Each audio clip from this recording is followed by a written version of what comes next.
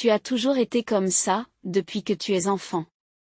Tous les enfants sont assis normalement, ils jouent, mais tu as toujours voulu plus que les autres enfants, comme si tu étais meilleur que les autres. Erin est restée silencieuse. Elle savait que lorsque sa belle-mère était de cette humeur, il valait mieux ne pas discuter avec elle. En fait, Melissa n'était pas une mauvaise femme. Lorsqu'elle a commencé à vivre avec le père d'Erin et qu'elle a emménagé dans leur maison avec son fils Dave, qui n'avait qu'un an de plus qu'Erin, les enfants ont toujours reçu les mêmes soins et les mêmes punitions de sa part. Tout était juste. Et la belle-mère était facilement provoquée, mais aussi facilement calmée, contrairement à son père, qui demandait beaucoup plus d'efforts pour se mettre en colère. Mais si Sean perdait son sang-froid, tout le monde en souffrait. Et elle était donc plus facile pour Erin et Dave d'avouer leurs bêtises à Melissa.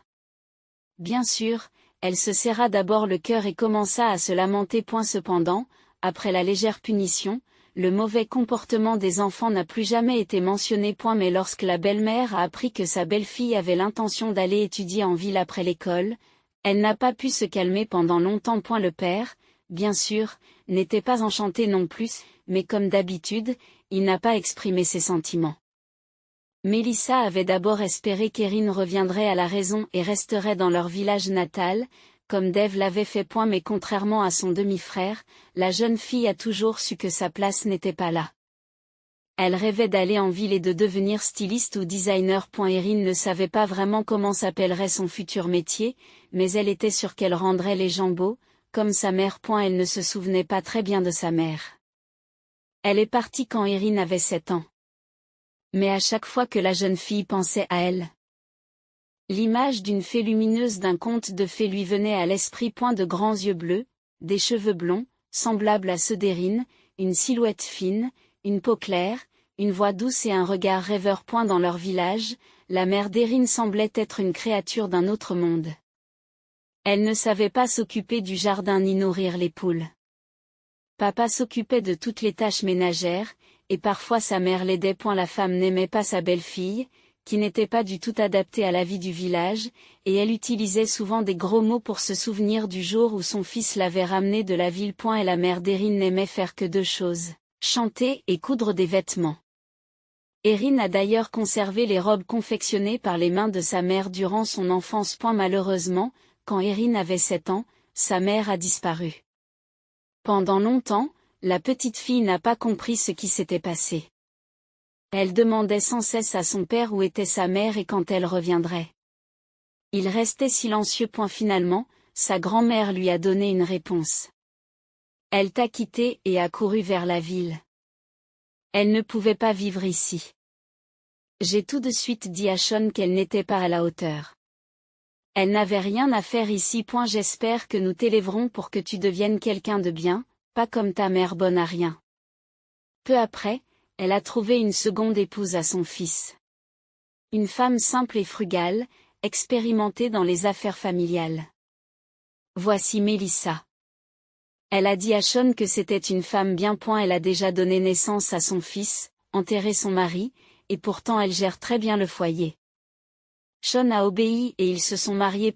Même si, d'une certaine manière, Melissa a remplacé la mère d'Erin, la jeune fille n'a jamais oublié sa vraie mère. Au fond d'elle-même, elle était sûre que dès qu'elle arriverait en ville, elle la retrouverait. Sa mère était sûrement déjà devenue une célèbre créatrice de mode et Erin suivrait ses traces. Elle se rencontrerait lors d'un défilé de mode et sa mère la reconnaîtrait et serait fière d'elle. Le jour du départ arriva enfin. Même le mécontentement bruyant de sa belle-mère, qui l'accompagnait jusqu'au bus, ne parvint pas à gâcher l'humeur d'Erin. Melissa installa sa belle-fille dans le meilleur siège possible et s'assura que la vieille valise était bien rangée dans le compartiment à bagages. D'accord, dit-elle sévèrement en jetant un coup d'œil sombre par la fenêtre. Tu nous rejoindras dès que tu seras installée. Soudain, Melissa se pencha brusquement et embrassa maladroitement sa belle-fille sur la joue. Puis, comme si elle était surprise par ses propres émotions, elle recula rapidement et descendit du bus. Erin a vu sa silhouette s'éloigner rapidement par la fenêtre. Elle est bonne, pensa soudain la jeune fille, mais pas ma propre mère. Le lendemain matin, Erin étudie attentivement la liste des personnes admises à l'université, mais elle constate que son nom n'y figure pas. Elle n'a pas été admise? Lui demande avec sympathie une grande fille rousse, maigre, avec de drôles de lunettes. C'est juste une erreur, dit Erin avec assurance. Je suis sûre qu'ils auraient dû m'accepter. La fille aux cheveux roux haussa les épaules. Puisque tu es sûre de toi, va au bureau du doyen pour en avoir le cœur net. Si tu veux, je t'accompagne. Erin acquiesça tout en marchant dans l'étroit couloir sombre, elle demanda à sa nouvelle connaissance son nom et si elle avait été acceptée dans cette université. Je m'appelle Gilles. Non, je n'ai pas été acceptée parce que je n'allais pas le faire. Je ne faisais que passer. Il fait chaud dehors, alors j'ai pensé entrer et m'asseoir dans la salle plus fraîche pendant un moment. C'est intéressant de regarder les candidats. Ils sont heureux et tristes. Erin est surprise par cette façon de passer le temps. Mais décide de ne pas le montrer, d'autant plus qu'elles approchent du bureau du doyen. Eh bien, bonne chance, dit Gilles. Je t'attendrai ici. Erin frappa prudemment de l'autre côté de la porte, une voix étouffée se fit entendre. Entrez dans le bureau, un homme aux cheveux gris, court et dense, avec des lunettes. Bonjour, je viens pour l'inscription. Il semblerait qu'on ait oublié de me mettre sur la liste de ceux qui ont réussi les examens. Le doyen lève la tête et prend un air surpris face à la courageuse jeune fille, mais lui demande tout de même son nom et son prénom. Un instant, il sortit une épaisse pile de feuillets, la feuilleta avec des gestes rapides et affûtés, trouva celui qu'il voulait et le lut attentivement du début à la fin. Il fronça les sourcils et regarda Erin. Il n'y a pas d'erreur. Vous n'êtes pas entré. Voyant le visage de la jeune fille, il ajouta doucement, et c'est encore l'année prochaine. Mais préparez-vous bien. Erin acquiesça, stupéfaite, et quitta le bureau. Gilles, comme elle l'avait promis, l'attendait dans le couloir, regardant avec intérêt le présentoir avec l'histoire du département. Eh bien, demanda-t-elle. Tu as trouvé? Erin acquiesça, sentant les larmes lui monter aux yeux. Je n'ai pas réussi à entrer. Je suis désolée. Ne t'inquiète pas. Tu seras acceptée l'année prochaine. Ma sœur aînée n'a été admise à l'université que pour la 2e fois, mais elle a tout de même obtenu son diplôme avec mention. Erin sourit, tendue. Je vous remercie. Très bien, sortons d'ici. Dehors, par chance, il fait particulièrement beau. Le soleil brillait d'un éclat éblouissant. Les oiseaux chantaient, et les fleurs du parterre devant le collège embaumaient l'air d'un parfum délicieusement sucré, comme si personne au monde ne se souciait du fait que les rêves d'Erin venaient d'être brisés. Où vas-tu maintenant? Demande Gilles. Nous devrions peut-être prendre le même chemin. En fait, j'aimerais prendre un café tout de suite et un petit encas. Voulez-vous vous joindre à moi? Je vais à la gare. Dit Erin en serrant légèrement la main dans laquelle elle tenait la valise. Je suis venue du village. Et il n'y a pas de famille ici? S'étonne JLL. Ma mère vit ici, voulut dire Erin, mais elle se retint et se contenta de secouer la tête négativement. Gilles la regarde pensivement, comme si elle réfléchissait à quelque chose. Finalement, elle demanda, veux-tu rentrer au village? Non, répondit Erin. Alors allons boire un café et nous verrons bien. Elle se dirige vers une petite voiture rouge. Gilles a jeté la valise d'Erin dans le coffre et elles sont allées boire un café. Un quart d'heure plus tard, les filles étaient assises à la terrasse d'un café confortable. Un café délicieux, dit Erin. Merci de m'avoir fait plaisir. Il n'y a pas de quoi. Quel était ton plan, au cas où tu ne serais pas acceptée? Erin soupire et baisse les yeux. Je n'avais pas de plan. J'étais sûre d'être acceptée. La vie est tellement imprévisible. Il faut être prêt à tout. Gilles secoue la tête. Je ne veux pas retourner au village, Gilles, mais il n'y a pas d'autres options. Je pensais étudier, vivre dans un dortoir, trouver un travail. Ok, Erin, voici mon plan. Tu peux vivre avec moi, trouver un travail et te préparer à t'inscrire l'année suivante. Erin la regarde avec incrédulité. Pourquoi en as-tu besoin?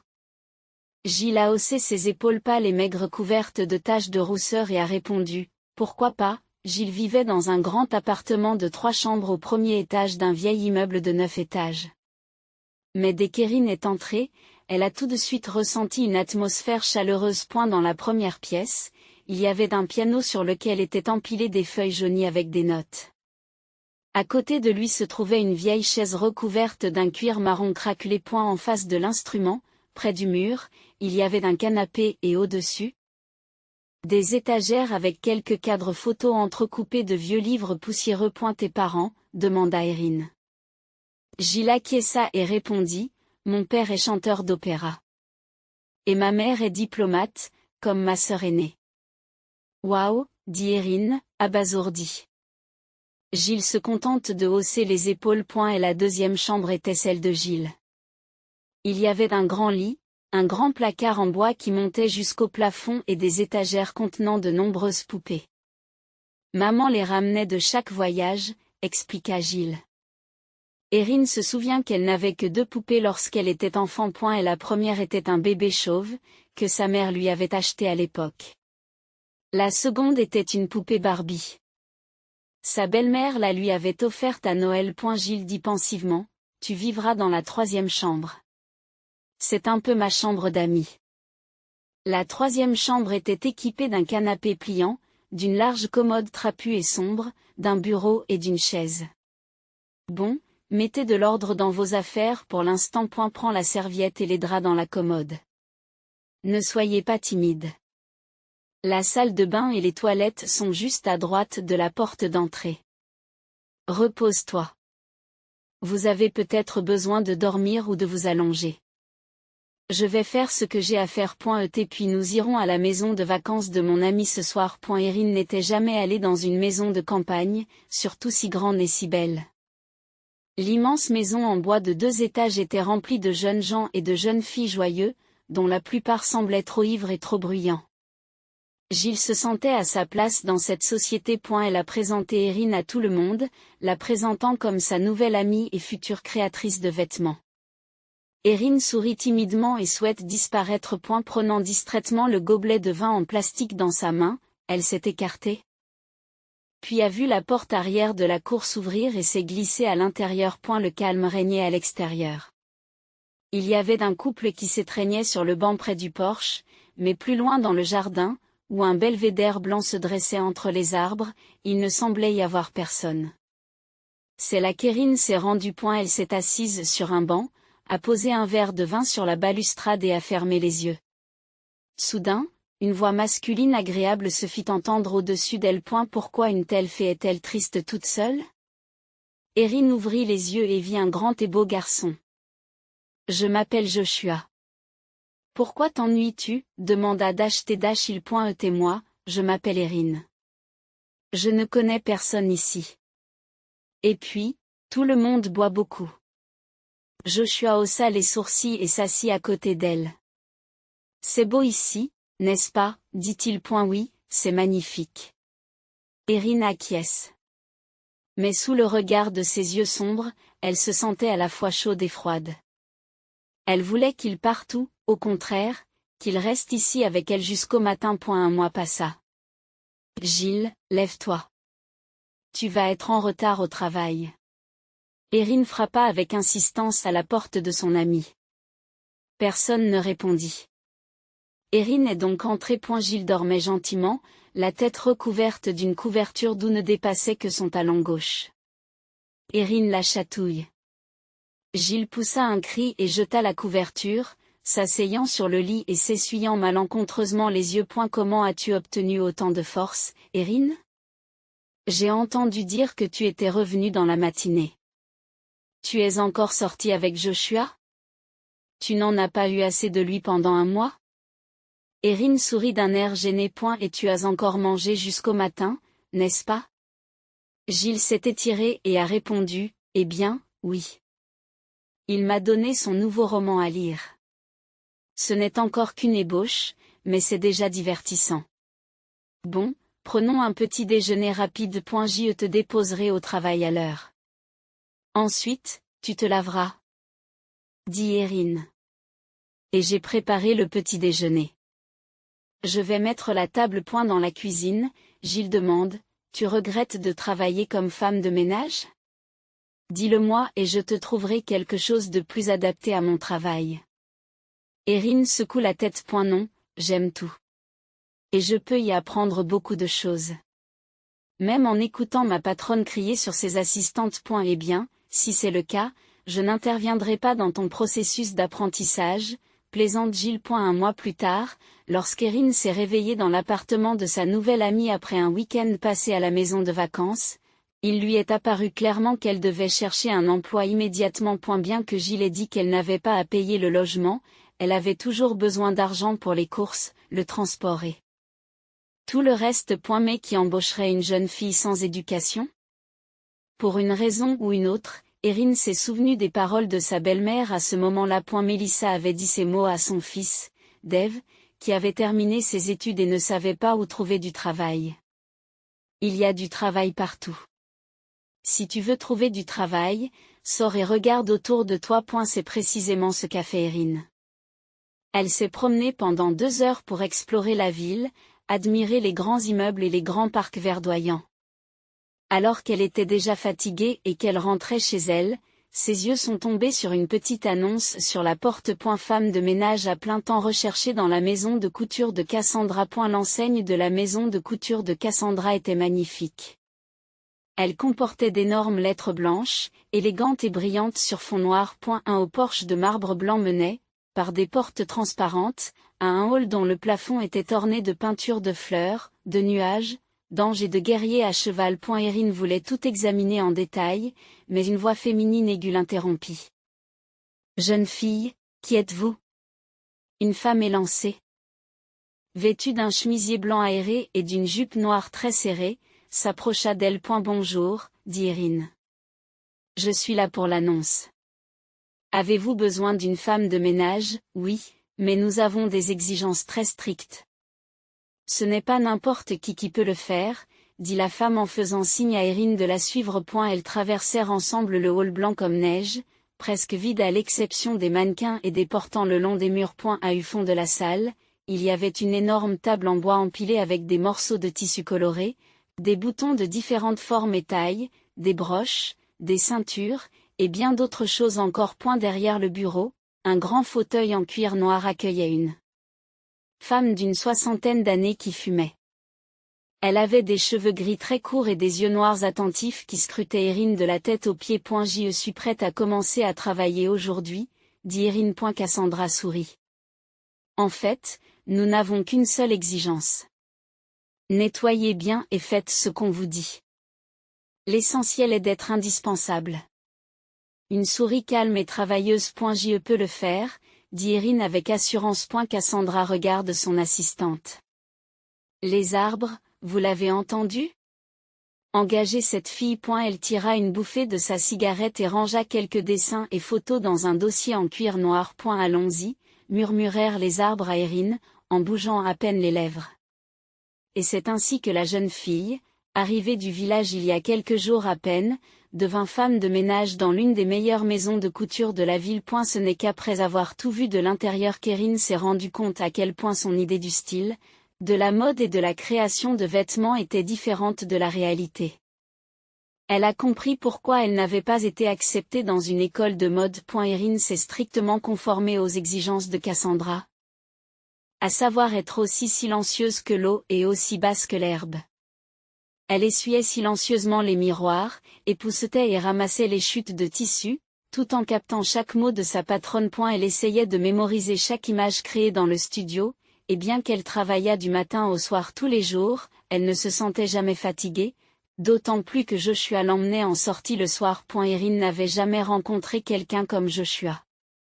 Il était spectaculaire, énergique, facile à vivre et toujours de bonne humeur. Tous les hommes de son village, quel que soit leur âge, semblaient toujours préoccupés par quelque chose, pensant généralement à la manière de gagner de l'argent et de le dépenser en alcool. Mais Joshua l'emmenait chaque jour dans un nouvel endroit. En l'espace d'un mois, elle a admiré la ville de nuit depuis un pont d'observation, a fait du cheval, a touché des dauphins au delphinarium et s'est promené dans le jardin botanique. Au bout d'une semaine, Erin s'est rendu compte qu'elle était tombée amoureuse. Certes, Joshua ne lui avait rien dit de son amour, mais elle voyait bien qu'il ressentait la même chose. Elle avait l'impression que toutes ces années passées au village avec une belle-mère dépouillée et un père froid, dans l'appauvrissement et sans amour ni attention, étaient enfin terminées.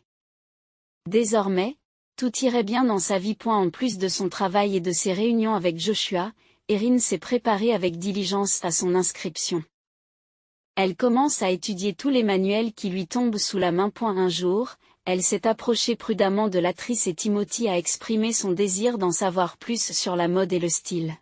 « Suivez-moi », dit nonchalamment l'assistante, en conduisant Erin dans une arrière-salle poussiéreuse. Il y avait des piles de dossiers, de magazines et de dessins.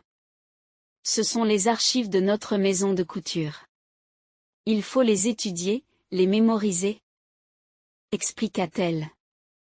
Il y a même des notes de Cassandra sur certains d'entre eux. Erin, tu es une bonne fille et tu fais bien ton travail. Nous n'avons jamais eu une femme de ménage qui ait duré plus de 3 semaines.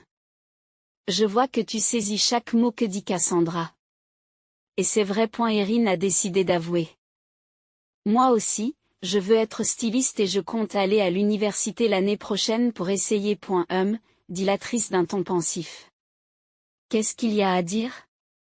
Le chemin sera parcouru par celui qui le parcourt. Alors ne perdez pas de temps.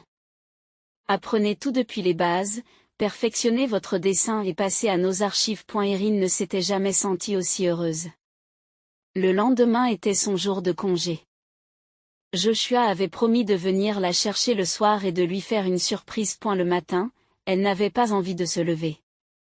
Après tout, le mois écoulé avait été très chargé et elle ne voulait pas manquer l'occasion de s'allonger au lit autant qu'elle le souhaitait. Elle n'avait jamais eu ce luxe à la maison.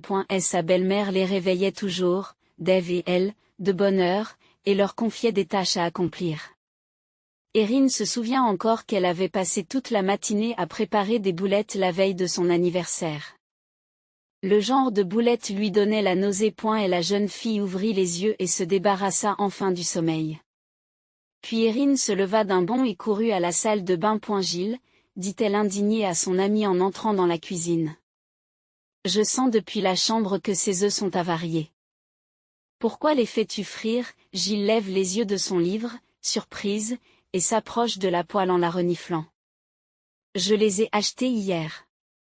Qu'est-ce qui te fait penser qu'ils ne sont pas frais? L'odeur qu'ils dégagent me rend malade.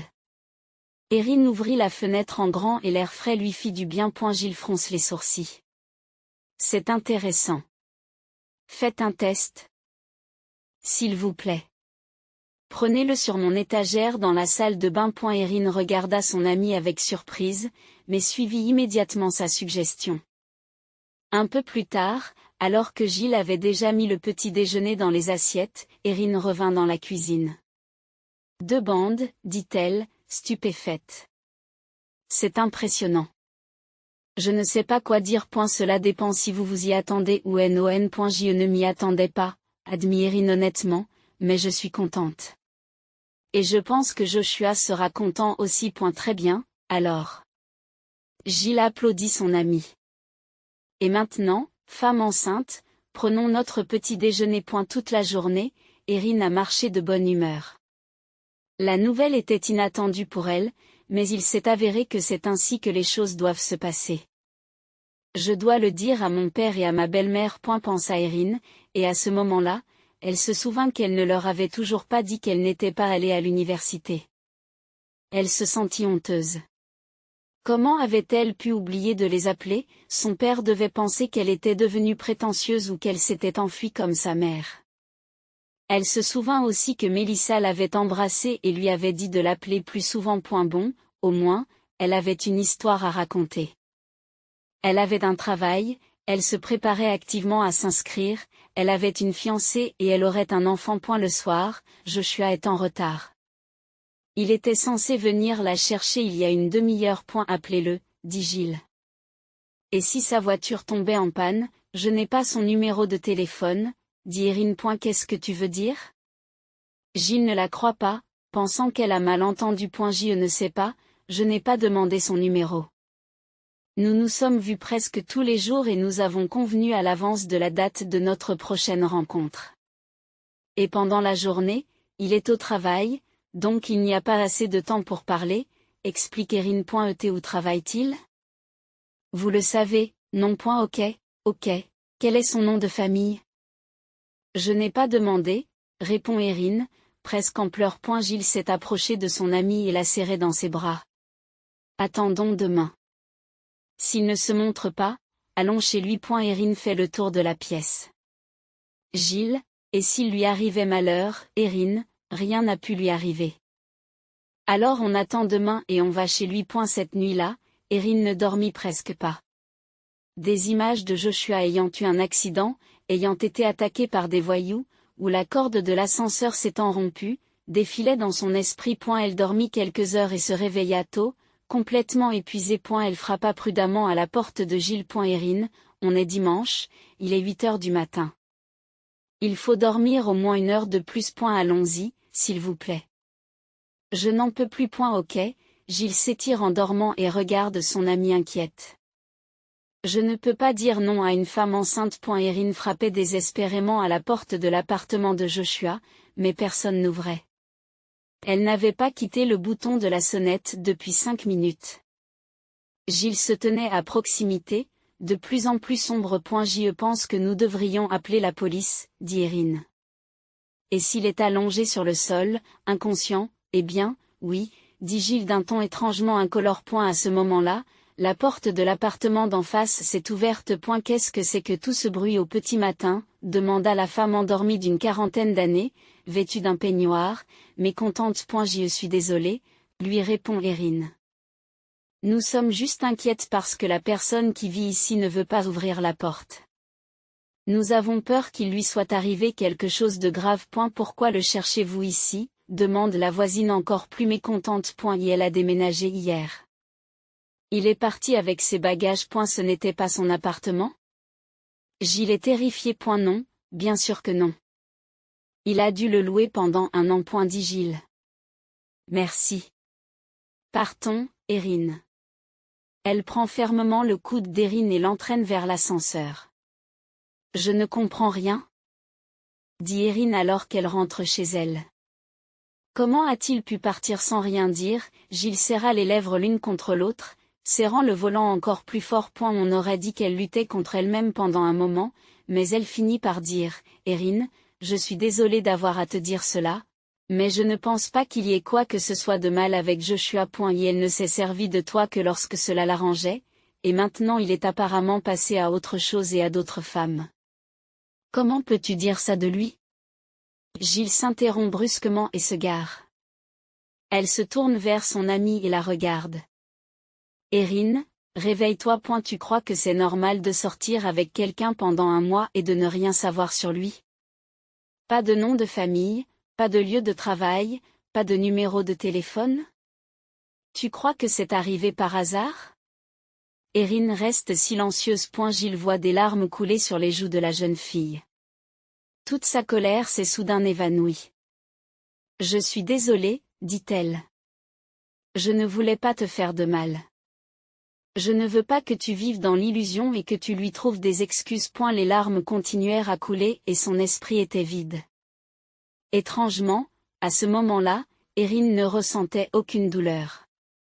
Au contraire, tout en elle semblait figé. 2 mois ont passé. J'aimerais pouvoir t'accompagner à l'échographie, soupira Gilles, mais je dois vraiment être au travail.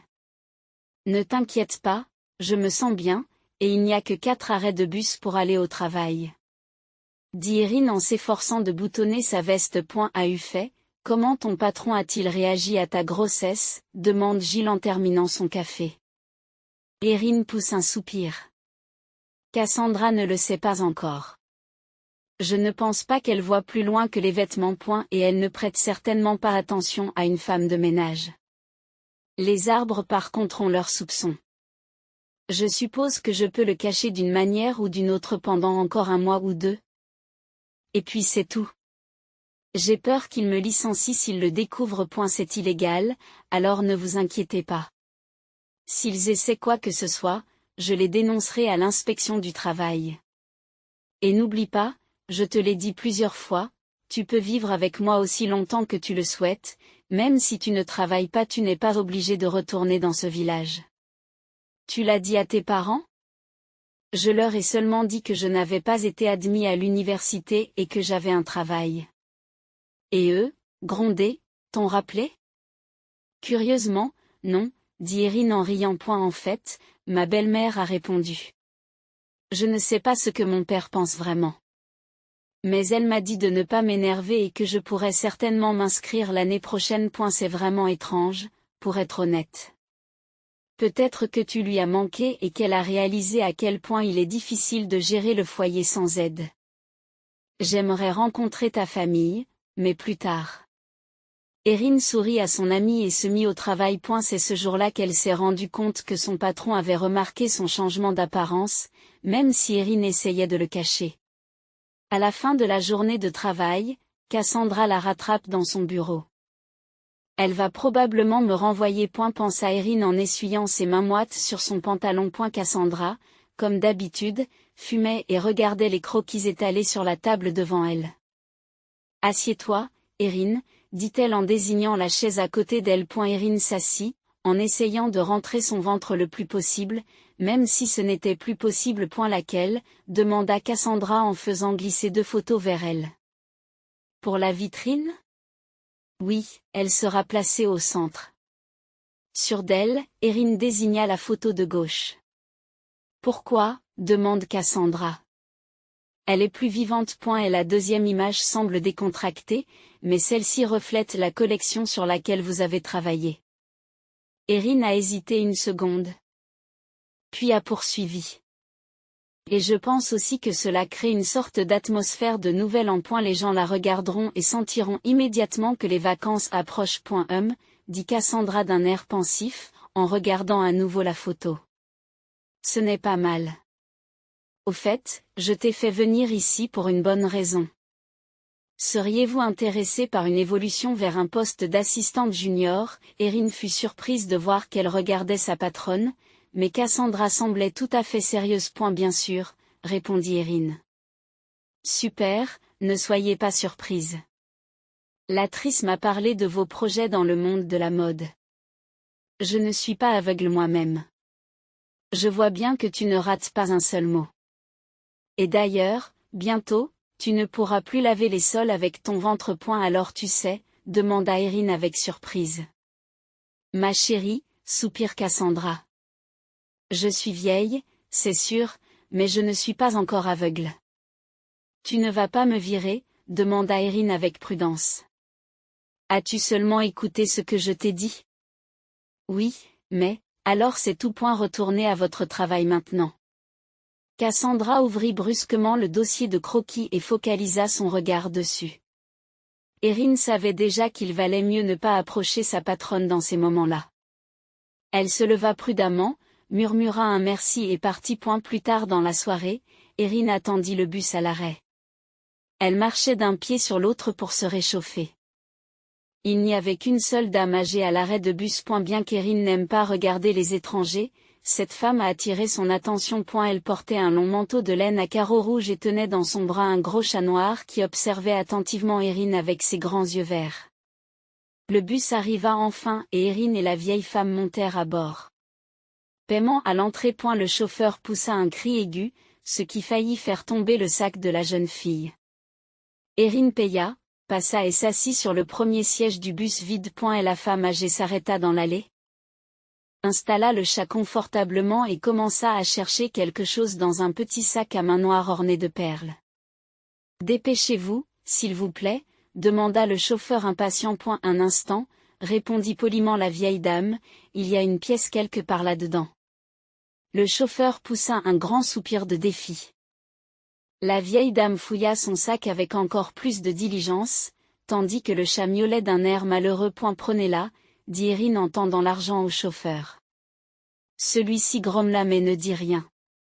La jeune fille retourna à sa place et la vieille femme s'assit à côté d'elle. Merci, ma chère. Il n'y a pas de quoi. Vous allez faire une échographie, demanda la femme. Comment avez-vous deviné? La femme sourit, caresse le chat et fait un geste des yeux vers le ventre d'Erin. Ce n'est pas difficile. Pour l'instant, presque personne ne le remarque encore parce que le terme est petit. J'ai un œil expérimenté. Je peux vous dire autre chose d'intéressant. Le chat noir s'est soudain levé, s'est étiré et a grimpé des genoux de la vieille femme à ceux d'Erin. C'est bon signe, dit sa maîtresse. D'habitude, il ne s'approche pas des étrangers, mais vous lui plaisez. Erin caressa le chat qui était chaud, presque brûlant. Que voulez-vous me dire? La vieille dame sourit, ferma les yeux et commença à se balancer légèrement d'avant en arrière. Tu as toi-même été un enfant accidentel, mais ta naissance t'a apporté beaucoup de joie. Tu trouveras une mère 2 fois de plus. D'abord faussement, puis réellement. Le chemin que tu as choisi est le bon. Suivez-le. Nommez votre fille au lit. Et ne revenez pas sur le passé. Regarde vers l'avenir. La voix de la femme âgée, si chantante, si douce et si calme, a plongé Erin dans une sorte de transe. Elle entendait tout, comprenait tout, mais c'était comme si le temps avait ralenti et que chaque mot de la prédiction inattendue était gravé dans sa mémoire. Girl fit entendre la voix rauque et familière du chauffeur. Girl. C'est ton arrêt. Tu descends ici, n'est-ce pas? Erin regarda par la fenêtre. Oui, c'était le bon arrêt. Elle n'avait même pas remarqué que le bus s'était arrêté. Et le plus étonnant, c'est que la vieille dame avec le chat sur le siège d'à accent grave côté n'était plus là. Le bébé se développe parfaitement. Tous les indicateurs sont normaux. Je ne vois aucune pathologie, a dit le médecin, une belle jeune femme qui a expliqué avec des mots compréhensibles ce qu'elle faisait et les résultats de l'examen. Vous allez avoir une fille. Erin se souvint des paroles de l'étrange femme. Appelle ta fille au lit. Une fois rentrée chez elle, Erin s'est allongée avec plaisir sur le canapé et a fermé les yeux. Elle pouvait enfin se détendre après une journée riche en événements et réfléchir à tout. Ses sentiments à l'égard des voyantes, voyants et autres mystiques étaient difficiles à définir. Je devrais me souvenir de ce qu'a dit la vieille dame avec le chat. Appelez votre fille au lit. C'est un beau prénom. Joshua l'aimerait. Chaque fois qu'Erin pensait à Joshua, son cœur se serrait de douleur. Elle a instinctivement posé la main sur son ventre. Elle ne l'avouerait jamais à Giles, mais au fond d'elle, elle gardait l'espoir qu'il revienne. Elle avait même rêvé de lui plusieurs fois. Et dans chaque rêve, il lui assurait que ce n'était pas de sa faute s'il avait dû la quitter et qu'ils seraient ensemble pour toujours maintenant qu'il était de retour. Tu retrouveras ta mère 2 fois encore. Et la première fois faussement, puis vraiment. Erin se remémora d'autres paroles de la vieille femme. Au milieu de tout ce qui s'était passé, la recherche de sa mère avait été reléguée au second plan. Peut-être que cela valait maintenant la peine de la poursuivre, en commençant par son père. Il est fort probable qu'il connaisse les parents de sa mère, ses amis, son ancien lieu de travail ou quelques adresses. Erin se rendit sans tarder dans sa ville natale. Alors qu'elle marchait dans la rue familière. Elle ressentit une étrange sensation. C'était comme si elle n'était jamais partie et qu'elle n'avait jamais été là auparavant. Les petites maisons en bois, la fumée qui s'échappe des cheminées, les chiens hirsutes qui aboient après le bus. Les femmes vêtues d'écharpes chaudes et les hommes chaussés de bottes lui semblaient à la fois proches et lointains. C'était comme si Erin avait vu tout cela dans une vie antérieure. En voyant sa maison, elle s'est rendue compte de tout ce qui avait changé au cours des 6 derniers mois. Elle était partie comme une petite fille, une écolière d'hier, et elle était revenue comme une future mère. Erin. Erin est là. La voix de son demi-frère retentit. Dave était en train de couper du bois lorsqu'il l'aperçut. Il laissa tomber sa hache et courut vers elle. Les joues rouges et les cheveux collés au front, il enlaça fermement sa demi-sœur, la soulevant et la faisant tourner sur elle-même. Dave, laisse-moi partir. Erin se mit à rire. Moi aussi, je suis très contente de te voir. Nos parents sont à la maison, Dave acquiesça et ils entrèrent dans la maison. Dave garda son énorme bras autour de l'épaule d'Erin et ne voulut pas la lâcher pendant tout le trajet. Erin se sentit soudain honteuse de ne pas l'avoir appelé une seule fois pendant tout ce temps. Son demi-frère l'avait toujours traité comme un frère. À l'intérieur, elle fut accueillie par sa belle-mère, debout près de la table couverte de fleurs, en train de cuisiner comme d'habitude. Son père n'était pas en vue, probablement assis devant la télévision. Maman, Erin est là. Dave a crié. Mélissa tourna la tête et sursauta. Pendant un instant, il sembla que la belle-mère était contente d'elle, et même qu'elle voulait embrasser sa belle-fille. Mais au bout d'une seconde, comme si elle était gênée par son impulsion, elle mit les mains sur les côtés et parla, faisant semblant d'être en colère. Eh bien, regardez qui vient à nous, tout d'un coup, pendant 6 mois. Je n'ai pas entendu un mot, et voilà que tu débarques à l'improviste, comme la neige sur ma tête. La marâtre respire bruyamment, comme si elle reprenait son calme, et continue, entrez, enlevez votre manteau. Pourquoi restes-tu là? C'est comme si tu n'étais jamais venu ici. Et viens vite à la cheminée, tu es gelé, ton nez est blanc. Dave, prépare-nous du thé au gingembre. Le père d'Erin apparut dans la cuisine. Il s'essuya les yeux, confus, et ne réalisa pas tout de suite la raison de ce remue-ménage. Lorsqu'il a vu sa fille, il n'a même pas souri. Bonjour, papa, dit Erin en le serrant dans ses bras. Le père a fredonné bizarrement et a à peine serré sa fille dans ses bras. C'est dans le salon pour l'instant, ordonna Mélissa, nous allons bientôt dîner. Erin, son père et son demi-frère se dirigèrent vers le salon. Le père a augmenté le volume de la télévision et s'est remis à regarder son programme préféré. Dave a demandé, comment se passe le travail? Ça va, ils m'ont même promis une promotion. Je serai assistant junior maintenant. Et toi? Le jeune homme haussa les épaules. Bien, je suis à la maison pour l'instant. Après le nouvel an, j'irai dans le nord pour une période de 3 mois. Waouh, s'étonna Erin. Son frère a l'air satisfait. Maman est inquiète, dit-il, on dirait que tu n'es pas content de cette idée non plus, mais je suis content.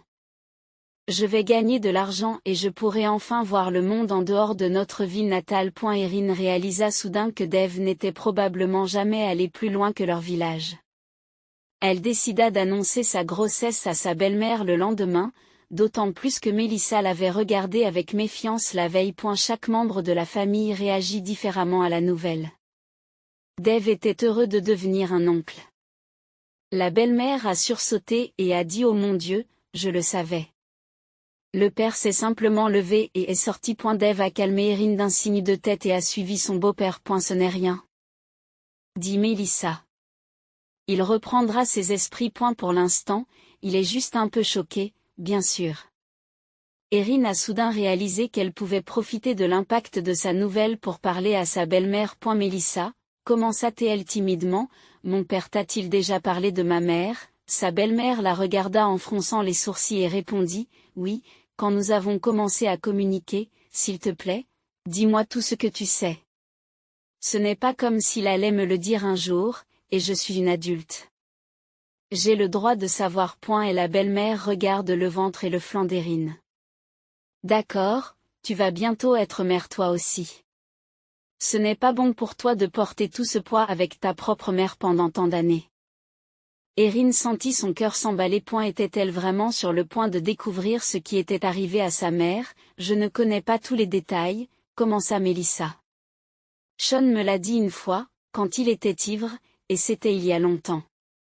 En général, ils se sont rencontrés quand ton père est venu en ville pour suivre un cours de chauffeur.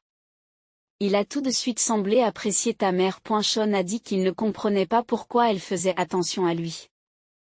Il était clair que la jeune fille était issue d'une famille riche. C'était une histoire assez étrange. Soit elle s'est disputée avec ses parents, soit ils sont partis quelque part ou sont morts. Quoi qu'il en soit, Sean et elle se sont rapidement entendus. Au moment où il a passé l'examen et s'apprêtait à partir, elle lui a soudain dit « Je veux vivre avec toi, et je veux vivre dans le village. » Ils se sont mariés rapidement, et presque aussitôt, il s'est avéré que ta mère était enceinte. Et quand elle est partie, tu t'en souviens sans doute. Erin a hoché la tête. Elle s'en souvient très bien. Le père n'a pas dit pourquoi elle était partie, Mélissa haussa les épaules. Il a seulement dit qu'il lui était rapidement apparu qu'elle n'était pas à sa place ici.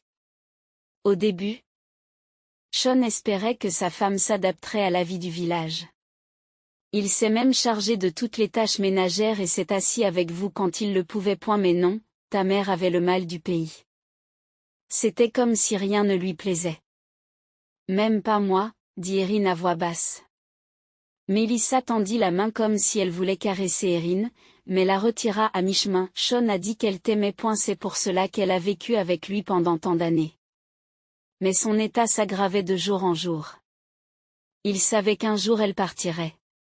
Et c'est ce qu'elle a fait. Je veux la retrouver, dit Erin. Il doit y avoir encore des adresses, des numéros de téléphone, où elle vivait quand ils se sont rencontrés. Et ses parents, mes grands-parents, ne sont-ils jamais venus nous rendre visite? Non. La voix de mon père vient de derrière. Il est entré, sans se faire remarquer, et les femmes ont même tressailli à sa voix. Le père marcha d'un pas lourd, s'assit à une table libre et commença à raconter, en regardant distraitement sa fille. J'ai essayé de la retrouver. Il n'y avait pas de téléphone portable à l'époque. La seule adresse que je connaissais était celle de son appartement d'alors, qu'elle louait avec une amie. 8 ans plus tard, d'autres personnes vivaient là et personne n'avait entendu parler de votre mère. Je n'ai jamais vu ses parents non plus. Comme si elle s'était disputée avec eux et qu'elle ne leur avait pas parlé depuis des mois au moment de notre rencontre. Je ne sais même pas s'ils savent qu'ils ont une petite fille. Je pense que lorsqu'elle vivait au village, elle ne communiquait avec personne de la ville. Ses parents semblaient être des gens aisés. Je n'ai pas d'autres informations. Il n'y a donc aucun moyen de la retrouver, demanda Erin. Son père fronça les sourcils. Si elle l'avait voulu, depuis tant d'années, elle aurait déjà pu venir ici elle-même, sinon chez moi, au moins chez toi. Ou au moins envoyer une carte d'anniversaire. Le voyage au village laissa à Erin des impressions mitigées. Elle avait tellement espéré trouver un indice pour retrouver la trace de sa mère.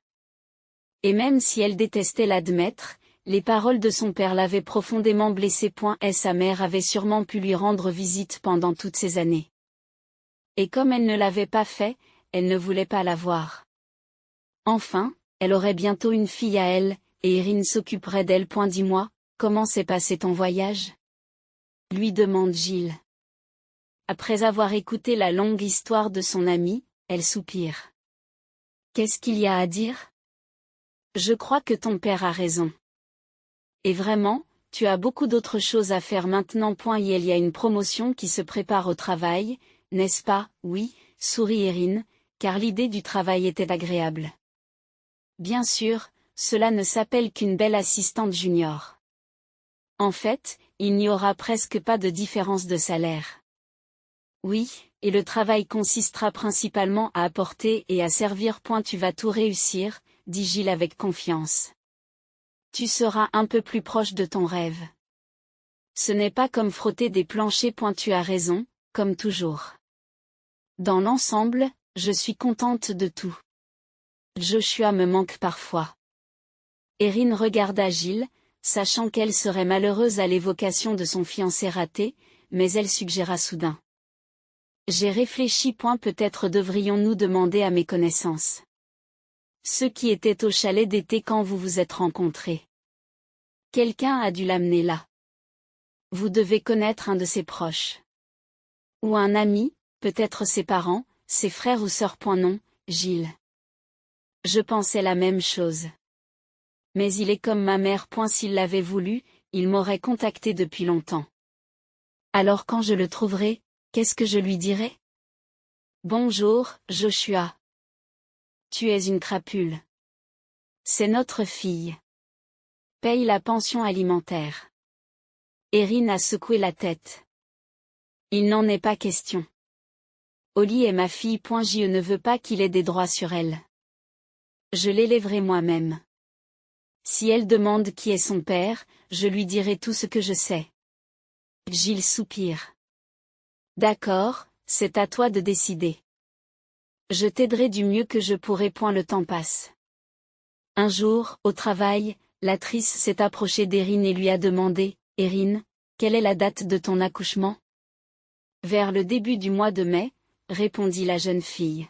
« Oh, ce n'est pas assez tôt. » C'est parfait. Juste à temps pour être mannequin au défilé de printemps de la nouvelle collection de Cassandra. Mannequin? Erin pensait avoir mal entendu. Je ne suis pas mannequin, et mon ventre est déjà énorme. C'est exactement ce dont elle a besoin, dit l'actrice avec nonchalance. Cassandra développe une collection maternité et veut la présenter à la fin de l'hiver. Et c'est toi qu'elle veut comme mannequin. Ne t'inquiète pas, ce n'est pas compliqué. On va te préparer. Il n'y a pas assez de temps. En attendant, voici la liste des nouvelles responsabilités de demain. Tu n'es plus une femme de ménage, mais une assistante junior. En gros, tu fais tout ce que moi ou Cassandra te dit de faire. Tu prépareras les vêtements, les chaussures, tu coordonneras les essayages, tu veilleras à ce que toutes les fournitures soient en quantité suffisante, et bien d'autres choses encore. Au fait, combien de temps prévoyez-vous de travailler? Aussi longtemps que je le pourrai, je me sens très bien et le médecin a dit que c'était bon. C'est très bien. Bien sûr, après l'accouchement, vous serez en congé de maternité. Nous comprenons tout cela. Mais n'oubliez pas que Cassandra ne vous attendra pas longtemps. Je comprends, répond Erin, mais elle ne sait vraiment pas quoi faire. Jill ne peut pas faire de babysitting, elle travaille. Il n'y a pas d'argent pour une nounou. À qui d'autre devrais-je demander au père? Je ne pense pas qu'il soit d'accord, pensa Erin. L'espace d'un instant, l'idée a traversé l'esprit que Jill avait raison et qu'il serait possible de trouver Joshua et de lui demander de l'aide. Il avait manifestement beaucoup d'argent. Mais Erin fut dégoûtée en imaginant qu'il la refuserait, ou commencerait à mentir, ou se justifierait, ou dirait que ce n'était pas son enfant. Il comptait sûrement ne plus jamais la revoir. Non, Erin n'allait pas s'imposer. Il y avait beaucoup de travail pour le nouveau poste. Erin pensait même parfois que dire qu'elle était femme de ménage impliquerait beaucoup moins de travail. Mais la jeune fille ne se plaignait pas. Elle se sentait très bien, et au travail, elle était même prête à y passer la nuit. Tout s'est donc bien passé, comme c'est le cas lorsqu'une personne s'adonne à son activité préférée.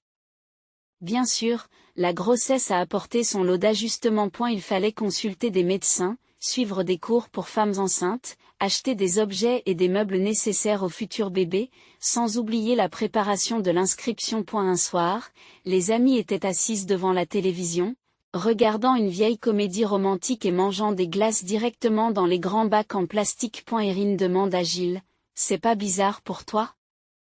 En fait, toi et moi sommes de parfaits inconnus l'un pour l'autre. Nous nous sommes rencontrés par hasard, et maintenant je vis dans ton appartement depuis plus de 6 mois. Et j'ai un bébé en route. Bien sûr, pour moi, tu es un ange venu du ciel, qui m'a sauvé au moment le plus difficile. Sans toi, je serais restée assise au village, à écouter les conférences de ma belle-mère et à traire les vaches. Je te serai toujours reconnaissante, sauf que parfois j'ai l'impression d'être une sorte de parasite qui s'est introduit dans la confiance d'un homme bon qui vit à ses crochets. Jill lécha sa cuillère et haussa les épaules. Non. Cette situation ne me semble pas du tout étrange. Ou est-ce que vous êtes en train de me piéger, de comploter pour m'évincer? Bien sûr que non, répond Erin en souriant. Eh bien, c'est très bien, dit Jill. Je t'aide parce que je le veux et que je peux le faire. N'oublie pas qu'une personne ne t'aide que si elle en a envie, car nous avons toujours le droit de refuser. J'aime être ton ami. Je ne suis pas la personne avec laquelle il est le plus facile de s'entendre, même si cela ne semble pas être le cas à première vue. Et toi? Comment dire? Tu m'équilibres bien. Je ne ressens aucune gêne à votre présence. Au contraire, je ne ressens que de la joie. Merci, Jill. J'espère qu'un jour je pourrai vous rendre l'appareil. Vous payez déjà, dit la jeune fille. Tu fais les courses, tu nettoies la maison. Je ne parle même pas du fait que tu m'as pratiquement dispensé de cuisiner. Je déteste cuisiner. À l'avenir, j'ai l'intention de dire à tout le monde que j'ai vécu avec une célébrité du monde de la haute couture. Erin rit. Erin rit. Parléant. Quant à la cuisine, j'aime ça. Je pense aussi à l'avenir, à la naissance de ma fille. La première fois, bien sûr, je resterai à la maison. Je ne sais pas, 1 mois? 2, 3, l'actrice m'a bien fait comprendre que Cassandra ne m'attendrait pas longtemps après son congé de maternité. Attends, précise Gilles. Je pensais que tu allais acquérir de l'expérience avec eux jusqu'à ce que tu ailles à l'université. Il y a un département de correspondance. Je pourrais alors continuer à travailler à la maison de couture et étudier. Oui, ce serait parfait, acquiesce Gilles. Mais ce n'est que mon rêve. Erin soupire, tristement. Je n'ai pas encore eu l'occasion de faire mes preuves pour que Cassandra dise, oui, c'est notre future star. Je la laisserai sur n'importe quel ton. Tout d'abord, dit Gilles d'un ton sévère, rêver n'est pas une mauvaise chose. Rêver n'est pas une mauvaise chose. Surtout si vos rêves sont soutenus par l'action. Et les vôtres sont définitivement soutenus par l'action. Pensez Y. Il y a plus de 6 mois, vous étiez une petite campagnarde naïve.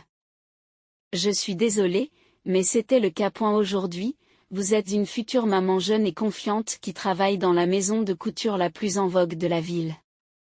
C'est un sacré bond en avant. Deuxièmement, vous avez une sorte de défilé de mode à la fin de l'hiver. Peut-être pourriez-vous y faire vos preuves, au moins en tant que mannequin. Erin réfléchit un instant. Tu as peut-être raison. Et si je peux être utile à Cassandra pour créer sa collection d'éternité, peut-être qu'elle remarquera mes efforts. Très bien. Quelles sont les autres nouvelles que tu as? Rien d'autre, répondit Erin. Mais elle mentait. Hier, Erin a vu sa mère. Les arbres l'avaient envoyé chercher une boîte contenant des bijoux fantaisie exclusifs et terriblement chers pour une nouvelle séance photo. Tu n'es pas une fille stupide, dit-elle à Erin, mais juste pour me donner bonne conscience. Si tu le perds, Cassandra prendra 3 pots. Et elle se fichera que tu sois enceinte. J'ai compris.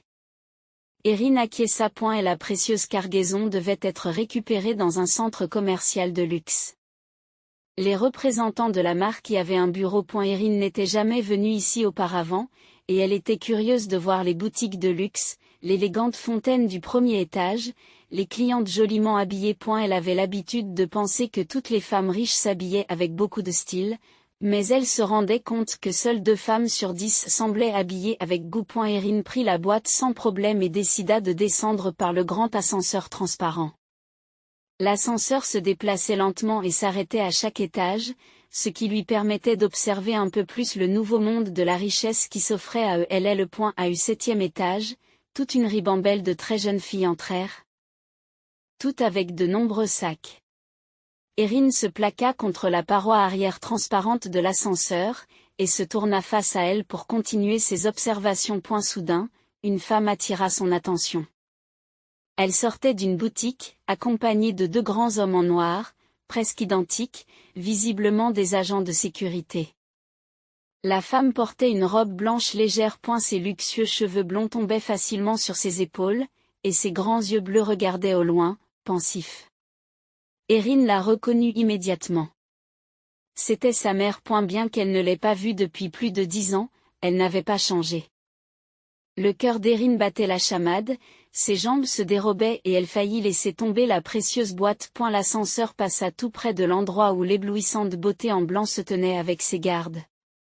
Et l'espace d'un instant, Erin crut que sa mère la regardait et même la reconnaissait. Sur son visage, on pouvait lire soit de l'étonnement, soit de la peur. Mais l'ascenseur, tout au long de son parcours jusqu'à ce lieu à peine rampant, ici comme par hasard, descendit comme une flèche et ne s'arrêta qu'au premier étage. Les filles avec les sacs sortirent, et Erin les suivit. Elle ne savait pas quoi faire. Devait-elle se précipiter à l'étage et commencer à chercher sa mère dans tout le centre commercial? Soudain, la nausée la frappait, et elle a failli courir vers la sortie pour prendre l'air. Dans la rue, elle se sentait un peu mieux, mais elle hésitait déjà. Peut-être que cette femme se ressemblait. D'autant plus qu'Erin ne l'avait vu que quelques secondes. Très probablement, son cerveau inondé d'hormones et souffrant d'hypoxie dans l'ascenseur étouffant, avait vu des cheveux blonds et des yeux bleus, et lui avait glissé la croyance qu'elle voulait croire. Quoi qu'il en soit, cet épisode ne cessait de défiler devant les yeux d'Erin. Vers la fin du mois de janvier, Erin a commencé à réaliser pour la première fois qu'elle était enceinte. Non. Psychologiquement, elle le comprenait. Mais dans son corps, elle ne ressentait que les mouvements périodiques de sa fille, et c'est tout ce que les autres filles lui ont dit à propos des gonflements, de la fatigue, de la faiblesse, lui a échappé. Mais maintenant, elle est devenue plus lente. Elle ne voulait pas se lever tôt. Il lui était plus difficile de mettre ses chaussures l'après-midi. Elle voulait s'allonger. Gilles l'a remarqué en premier. D'accord, Erin, tu dois regrouper tes forces, dit-elle. Concentre-toi sur ton travail et fais moins de tâches ménagères. Qui va s'occuper de la maison alors? Toi aussi, tu travailles tout le temps. Pourquoi ne pas inviter Mélissa à nous rendre visite pendant un mois ou deux? Gilles a rencontré la belle-mère d'Erin lorsqu'elle est allée au village avec son amie pour fêter Noël. Elle a séduit tout le monde. David est littéralement tombé amoureux d'elle et a même regretté de devoir partir travailler dans quelques jours. Et la belle-mère s'est montrée inhabituellement vive et amicale avec sa belle-fille enceinte, faisant preuve d'une chaleur et d'une attention inattendues. Même le père est devenu un peu moins morose que d'habitude. Mélissa, Erin a essayé d'imaginer sa belle-mère dans un appartement en ville. Elle ne veut pas y aller. Elle y a un foyer. Et le père ne veut pas la laisser partir. Elle n'aime pas la ville et elle ne m'aime pas. Son ami sourit d'un air narquois et détourna les yeux. Erin savait quand Gilles avait ce regard. Vous êtes déjà en train de conclure un accord dans mon dos, demanda-t-elle, stupéfaite. Eh bien, pas vraiment un accord, répondit Gilles de manière évasive. Mais avant de partir, nous avons eu une telle conversation. Je lui ai dit qu'elle pouvait rester dans mon appartement si elle voulait faire une pause dans sa vie à la campagne. Cela ne l'a pas dérangée. A eu fait, elle s'inquiétait pour toi. Oui, un peu d'aide ne ferait pas de mal. Mais Erin ne voulait pas vraiment l'accepter de sa belle-mère. Pourtant, il n'y avait pas d'autres options de toute façon. D'accord, qu'elle vienne. Intérieurement, elle s'était déjà préparée à ce que la belle-mère la harcèle de reproches, de conseils non sollicités, et d'opinions selon lesquelles Erin faisait tout de travers. Mais à sa grande surprise, pendant les 2 ou 3 premières semaines, l'invitée fut plus silencieuse que l'eau, mais son aide était très perceptible. Aujourd'hui, Erin peut se permettre de se lever 1 heure plus tard. Le petit déjeuner et le récipient contenant le déjeuner l'attendaient déjà sur la table. Le soir, Gilles et elle retournaient dans l'appartement propre et confortable, même depuis la cage d'escalier, sentant l'odeur des tartes maison ou des pommes de terre aux champignons, ou encore du canard cuit selon une vieille recette. Oui, Mélissa, on ne peut pas maigrir avec toi, lui dit joyeusement Gilles une fois pendant le dîner. Au fait, comment connais-tu de telles recettes? Se demande Erin. Mélissa a haussé les épaules. Gilles m'a montré comment chercher sur Internet. Je sais que les filles prennent désormais soin de leur silhouette. Et j'ai lu qu'il n'est pas bon pour les femmes enceintes de prendre trop de poids. Cela rend l'accouchement difficile et a des répercussions négatives sur le bébé. J'ai donc commencé à chercher des recettes délicieuses et saines. Merci, dit Erin avec sincérité. La belle-mère semble un peu gênée, ses joues rosissent légèrement. Elle a fait un signe de la main pour se dégager. Que dois-je faire d'autre ici toute la journée? Mettre de l'ordre, aller au magasin, cela prend 2 heures. C'est ennuyeux de rester assise toute la journée, alors je cherche des recettes. Et la belle-mère a soudain commencé à se révéler à Erin d'un autre côté. Et elle était difficile de comprendre ce qui avait changé, si elle se reposait enfin de la dure vie au village et de son mari silencieux. Ou si Erin avait grandi et que Mélissa ne ressentait plus le besoin de lui apprendre la vie. Et elle s'est avéré que sa belle-mère était une femme très attentionnée et très douce, qui pensait aux autres presque plus qu'à elle-même. Cependant, Erin a soudain réalisé qu'elle avait toujours été comme cela. Elle n'avait jamais privé sa belle-fille de quoi que ce soit. Elle ne lui avait jamais donné moins que son propre fils d'Ève. Très probablement, elle ne savait tout simplement pas comment exprimer son amour et donner de l'affection, ce dont une petite fille qui grandit sans sa mère a désespérément besoin. Aujourd'hui, elle s'intéresse à la vie et au travail d'Erin. Au début, elle écoutait secrètement Erin raconter quelque chose à Giles, puis elle a commencé à s'asseoir à côté d'elle et a fini par demander la signification des mots qu'elle ne comprenait pas pour Giles. Melissa est devenue comme une amie. Elles ont facilement trouvé un langage commun et, avec les encouragements de Giles, la femme a commencé à lire des livres, à regarder des films et même à se promener avec Erin lorsqu'elle était occupée. Le jour du défilé de printemps de Cassandra était arrivé. Toute la semaine précédente s'était transformée en une journée interminable et trépidante pour Erin. Elle n'aurait probablement pas survécu sans les soupes magiques et les escalopes de poulet de Melissa. Alors que tout semblait se dérouler comme prévu, et qu'Erin s'attendait à avoir quelques jours de repos avant le spectacle, l'expérimentatrice lui a tout de suite dit que ce ne serait pas le cas. Tu verras, Cassandra va faire une crise dans quelques jours. Elle va se déchaîner comme une tornade, mettre en pièces tout et tout le monde, et hurler que tout va mal. Préparez-vous, Erin n'en revient pas. Cassandra avait l'air tout à fait calme. Mais tout s'est passé, comme l'actrice l'avait prédit. Exactement une semaine plus tard, Erin se rendit au studio comme d'habitude, apportant les 2 dernières boîtes de chaussures, et esquiva de justesse un sac à main qui lui passait devant le visage. Non, s'écria Cassandra. Tout cela est complètement faux. C'est horrible. C'était une idée ratée dès le départ. Elles vont ressembler à des vaches dans ces robes. Personne ne l'achètera. Ma carrière va s'arrêter à ce spectacle. La maison fera faillite et cet endroit sera transformé en bar à bière. À en juger par les aides blotties dans les coins, Cassandra était en colère depuis longtemps. Seule l'actrice se tenait fermement près de sa patronne, essayant apparemment de dire quelque chose. Erin serra ses paumes en poing pour se donner du courage, et s'approcha de sa patronne avec un sourire innocent. Cassandra, essayons-le sur moi maintenant, proposa-t-elle d'une voix douce. Nous verrons tout de suite ce qui ne va pas. Nous aurons tout le temps de faire des ajustements. La femme allume une cigarette. Qu'est-ce qu'il y a à ajuster? Il n'y a qu'une seule solution. Mettez tous ces chiffons en tas et mettez le feu. L'actrice jeta un coup d'œil rapide aux autres assistantes qui, comme à leur habitude, se mirent à louer le génie de Cassandra. Elle pinça capricieusement les lèvres et roula des yeux comme une petite fille. Vous en avez tous marre des fans, aboya-t-elle, mais il était évident que la flatterie avait fonctionné. Bon, Erin, mais cette salopette là-bas.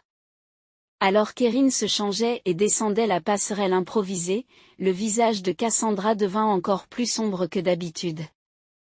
Il y a quelque chose qui ne va pas, dit-elle, mais je n'arrive pas à savoir ce que c'est. Erin a repris courage et a dit, la ceinture n'est pas nécessaire. On dirait qu'elle devrait souligner la taille, sauf que je n'en ai pas. Et elle divise ridiculement la silhouette en 2 parties inégales. Et si vous l'enlevez, l'allure sera plus douce et plus lisse. Dit Cassandra, et en quelques instants impitoyables, elle arrache la ceinture cousue. Oui. C'est mieux maintenant. Après cela, elles ont procédé à des ajustements sur l'ensemble de la collection pendant le temps restant. Malgré tout, Erin était de plus en plus excitée. Il était effrayant d'imaginer qu'elle, une fille du village en fin de grossesse, allait défiler devant un public. Qu'est-ce qui te fait peur? L'actrice l'a encouragée. Ta patronne est une bête, et tu n'as pas peur d'elle. Et marcher sur le podium n'est qu'une promenade. Je suis désolée, mais c'est la soirée de Cassandra, pas ton récital. Tu seras considéré comme un modèle parmi d'autres, rien de plus. Mais ils examineront chaque modèle de Cassandra au microscope, à la recherche de défauts et en scrutant les moindres détails. Erin est rassurée. En effet, son rôle était de sortir 3 fois, de marcher le long du chemin avec une série de filles enceintes similaires, parmi lesquelles il n'y avait même pas de mannequin professionnel, puis d'aller tranquillement se reposer. Mais Cassandra devait supporter tous les critiques, les concurrents, les journalistes et ceux qui voulaient exprimer leur opinion. Giles ou Melissa sont venus soutenir la jeune débutante.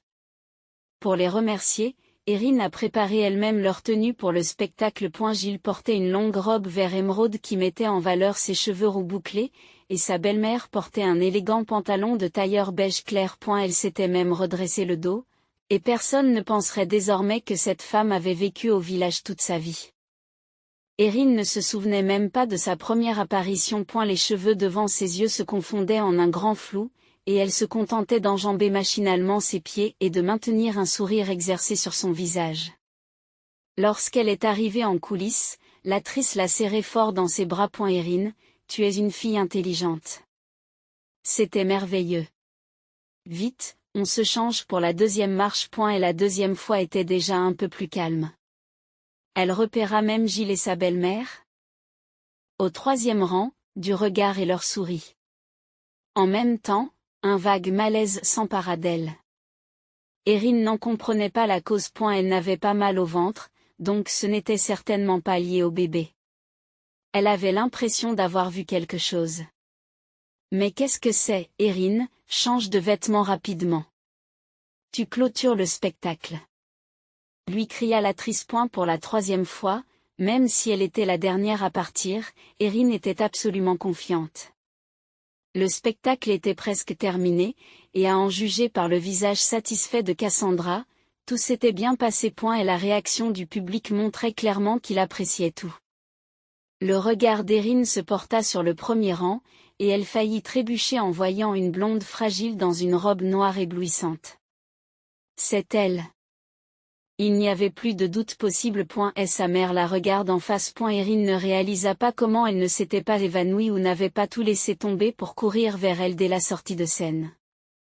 En pilotage automatique, la jeune fille termina sa marche, restant sur la scène avec le reste des mannequins. Elle sembla même applaudir et sourire lorsque Cassandra sortit, et que le public la salua d'une salve d'applaudissements. Mais Erin elle-même ne quittait pas des yeux la femme du premier rang. Sa mère l'a reconnue. Elle l'a certainement reconnue. À peine le temps d'attendre qu'il descende de scène, Erin s'enfuit sans même changer de vêtements. Les invités du spectacle se dirigèrent vers la salle suivante, où devait se dérouler le buffet. La jeune fille se faufile parmi les invités. Quelqu'un la reconnut, la complimenta, mais elle n'entendit rien, cherchant dans la foule une chevelure blonde et une robe noire qui lui était familière. Maman, s'écrie-t-elle enfin. Et elle n'y avait plus aucun doute. Elle n'avait pas beaucoup changé en 12 ans, mais peut-être que ses pommettes étaient devenues un peu plus aiguës, son regard un peu plus dur. Erin, dit prudemment la femme en lui touchant légèrement le bras. Elle avait l'air plus effrayée que contente. Tu m'as reconnue, maman, demanda Erin d'un ton enjoué. Bien sûr, ma fille, comment pourrais-je ne pas reconnaître mon bébé, même si tu as grandi? La mère fait un signe de tête au ventre d'Erin en souriant. Tu te prépares à devenir mère. J'espérais que tu ne l'aurais pas aussitôt que moi. Précoce, demanda Erin, perplexe. Sa mère détourna le regard, ne voulant apparemment pas attirer inutilement l'attention sur elle. Quelque part au loin, elle pouvait apercevoir des silhouettes vaguement familières d'hommes vêtus de noir. Erin se souvint qu'il s'agissait des agents de sécurité qui avaient accompagné sa mère au centre commercial à l'époque. Prenons un peu de recul, demanda affectueusement la mère. Elles traversèrent les couloirs et sortirent sur un balcon couvert où il faisait chaud et vide. La mère se frotte les tempes et semble décidée à tout raconter. Je n'avais même pas 18 ans quand tu es né. J'ai parlé à Sean de ma grossesse juste après le mariage. Il a découvert la vérité plus tard, expliqua la mère. Et la vérité, demanda Erin, puis elle réalisa. Je ne suis pas sa fille, n'est-ce pas? La mère baisse les yeux. Oui, j'étais très jeune, stupide et gâtée à l'époque. Mes parents sont très riches, et ils ne m'ont jamais rien refusé. Cela a dû jouer un rôle. Quand je suis devenue adolescente, j'ai soudain commencé à montrer mon côté rebelle, à boire, à fumer, à sortir avec différents mauvais garçons, et puis un jour, pour des raisons dont je ne me souviens pas, je me suis disputée avec mes parents. J'ai décidé de m'enfuir de la maison et de commencer une nouvelle vie. J'ai trouvé un nouveau petit ami et nous avons commencé à louer un appartement. J'avais de l'argent. Puis j'ai découvert que j'étais enceinte, et c'est là que j'ai rencontré Sean. Et elle était si simple, si honnête. Totalement différent des hommes avec qui j'avais été auparavant. J'ai pensé que l'univers m'envoyait un signe. Je suis partie avec lui dans un village pour que mes parents ne me trouvent pas.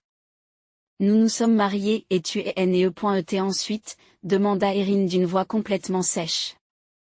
Sa mère la regarda d'un air coupable et détourna immédiatement les yeux. Je n'ai pas pu vivre là-bas. La ferveur de la jeunesse s'est vite épuisée. J'ai réalisé que j'étais encore trop jeune pour être la femme de quelqu'un, et encore moins une mère, avoue sa mère. Elle a soudain pris la main de sa fille et Erin s'est retenue de justesse de retirer sa main. J'ai essayé, honnêtement, poursuit la mère. Tu devrais savoir à quel point je me suis convaincue de rester tous les soirs quand Sean et toi vous endormiez. Je t'ai regardé et je me suis dit, les voilà, ma famille, mon mari, mon enfant. Mais je ne ressentais rien. Vous êtes comme des gardiens qui me gardent dans une cage dont je ne peux pas m'échapper, a expliqué sa mère. Erin demande, sentant les larmes couler sur ses joues. Et un jour, je me suis enfuie, poursuit sa mère, comme si elle ne l'entendait pas. Début, je voulais laisser un mot pour tout vous expliquer, à toi et à Sean. Mais je n'ai pas trouvé les mots. Mais pourquoi n'as-tu même pas envoyé de carte pour mon anniversaire pendant 12 ans, demande Erin à voix basse. Sa mère baisse la tête. Es-tu retourné chez tes parents, demanda Erin sans obtenir la réponse à sa question précédente. Oui. Tu ne leur as pas parlé de moi. Non. Sais-tu qui est mon vrai père? La mère haussa les épaules. Honnêtement, je ne m'en souviens plus vraiment. Je traversais une période difficile à l'époque. Et après mon retour en ville, je n'ai plus revu aucun de ses amis. Vous vivez avec vos parents maintenant? La femme a secoué la tête négativement, en disant très calmement. Non. C'est un homme très riche et très jaloux. Puis elle s'est mordu la lèvre inférieure et a ajouté d'un ton pathétique et suppliant, je ne voudrais pas qu'il découvre que j'ai des amis. Je n'aimerais pas qu'il découvre ton existence. Tu ne me dénoncerais pas, n'est-ce pas? Erin secoua la tête dans la négative. Sa mère s'est soudain redressée et a souri comme si une idée merveilleuse lui était venue à l'esprit. Si tu veux, je te présenterai à tes grands-parents. Oui. Et toi et moi, nous pourrons nous voir quand tu le voudras. Mais en se retournant vers les gardes, elle ajouta, bon, peut-être pas très souvent. Mais je peux t'appeler ou t'écrire de temps en temps. C'est ce que tu veux, maman, demanda Erin sans embâche en la regardant dans les yeux. Sa mère avait l'air à la fois coupable et effrayée.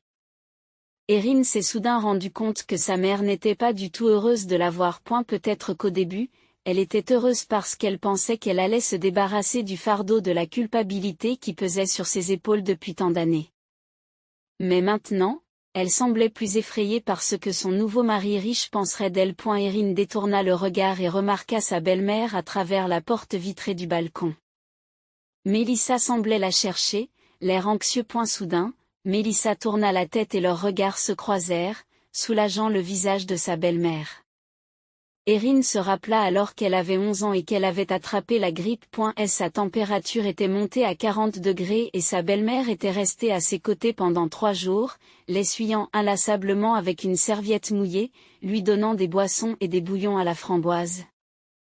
Et posant sa paume fraîche sur son front. Elle se souvient également de leur voyage dans une ville voisine pour trouver le tissu parfait pour sa robe de fin d'études. Elles avaient passé une demi-journée au marché avant de le trouver. Erin se sentit gênée lorsque sa belle-mère marchanda vigoureusement et finit par baisser le prix. Ce n'est qu'après avoir payé qu'Erin s'est rendu compte que sa belle-mère avait utilisé ses dernières économies pour l'achat. Sans la négociation, elle n'aurait pas pu se le permettre. Où était passée sa mère biologique pendant toutes ces années? Elle avait choisi de ne pas impliquer ses parents, les laissant même dans l'ignorance de leur rôle de grands-parents. Sa mère n'avait jamais grandi, jouant le rôle d'une jeune fille insouciante. Lorsqu'elle s'est ennuyée, elle a quitté son mari et a facilement écarté sa fille de sa vie. Tout comme un élève négligent arrache une feuille abîmée de son cahier, elle est retournée chez ses parents, prétendant être une fille innocente qui s'était mal comportée. Finalement, elle a trouvé un nouveau mari, qui la protégeait et la traitait comme si elle était encore une petite fille. Comment Erin a-t-elle pu être aussi aveugle tout au long de sa vie? Tu retrouveras ta mère 2 fois encore, d'abord faussement, puis pour de vrai. Erin se souvenait clairement de ces mots. Elle ouvrit la porte vitrée et se dirigea vers sa belle-mère. Mélissa allait dire certaines choses, mais avant qu'elle ne puisse le faire, Erin l'enlaça fermement. « Qu'est-ce que tu fais ?» demanda Mélissa avec crainte, en caressant doucement le dos d'Erin. « Tu t'inquiètes pour toi.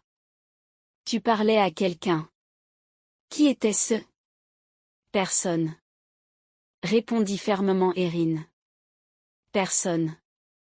C'est un joli prénom que vous avez choisi pour votre fille, après tout. » « Le prénom Holly lui va très bien. » dit Mélissa avec satisfaction, en poussant la poussette de sa petite fille sur le chemin du parc. Erin sourit. Holly, qui n'a que 3 mois. Grandit et devient une petite fille calme et douce. Erin avait déjà recommencé à travailler, laissant sa fille nouveau-née aux bons soins de sa grand-mère. De temps en temps, Erin emmenait sa fille au travail avec elle. Cassandra a décidé de créer une ligne de vêtements pour enfants et a invité Erin à participer au développement. « Je pense que c'est une excellente idée, n'est-ce pas ?» sa patronne dit calmement. « Après le défilé de printemps, nous avons pratiquement dominé le marché des femmes enceintes. Il est logique qu'elles veuillent maintenant habiller leurs enfants avec notre marque. » Mais elle comprenait qu'elle n'aurait pas pu y arriver sans l'aide de Mélissa, et elle lui en était vraiment reconnaissante. Cependant, il semble que Mélissa ait également apprécié cette expérience. Parfois, la femme retournait chez elle pour prendre des nouvelles de son mari et de la maison, mais elle revenait toujours au bout d'1 semaine. « Tu ne manques pas à ton mari ?» lui a demandé un jour Gilles. Mélissa a haussé les épaules. Elle n'a jamais été émotionnellement attachée à moi, même lorsque nous nous sommes mariés. Elle avait l'habitude de dire « Je t'aide à élever ton fils et tu m'aides à élever ma fille. Nous partageons les responsabilités domestiques.